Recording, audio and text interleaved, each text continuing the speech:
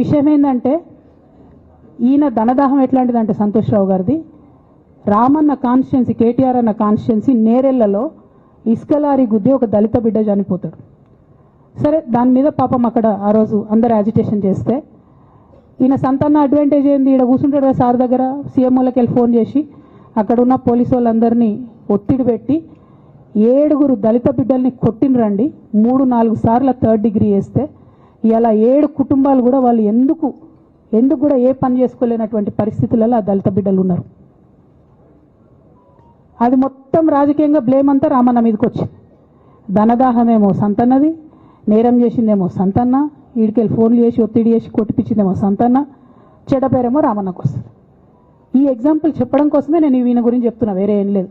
ఇక సరే టానిక్ వీనికు ఈ వీటిలో వచ్చిన కేసులు ఏమవుతాయి, రేవంత్ రెడ్డి గారు ఆర్భాటంగా ఒక అనౌన్స్మెంట్ చేస్తారు. నేను ఇంతకుముందు చెప్పిన కదా మ్యాచ్ ఫిక్సింగ్ ఎట్లుంటుందంటే 1 డే న్యూస్ అవుతుంది, టానిక్లో ఈయన మీద కేసు పెట్టిరని, 3వ రోజు పోలీసు వాళ్ళు ఎఫ్ఐఆర్ కొట్టేసారు. అది మీరు ఇంకా కనుక్కోండి, కాజ్ చేసేసారు, కేసు మూసేసారు. ఏం అండర్స్టాండింగ్ ఉంది, ఎందుకు మూసేసారు?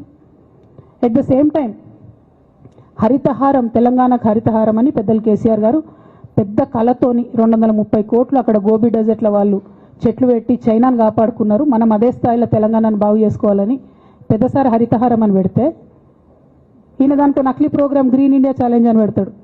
తెల్లారులేస్తే సినిమా వాళ్ళని తీసుకురావాలి, రోజు ఒక ఫోటో వేసుకోవాలి. దాని వెనుక ఉన్న కుట్ర ఏంటంటే జీవో అమెండ్మెంట్ అవుతుంది సంతోష్ గారి గురించి. ఆ ఫారెస్ట్లను 10% ఇన్కమ్ ఎవరన్నా ఇస్తే అమ్యూజ్మెంట్ పార్క్లకు ఇస్తారన్నట్టు. దానికోసం జీవో అమెండ్ అవుతుంది. దానికి ప్రభాస్ గారిని, చిరంజీవి గారిని, అనేక మంది సినిమా స్టార్లను మోసం చేసి వాళ్ళని తీసుకుపోయి వాళ్ళతో ఫోటోలకు పోజులు ఇప్పించి ఫారెస్ట్లను కొట్టేయాలని ప్లాన్ అయినది.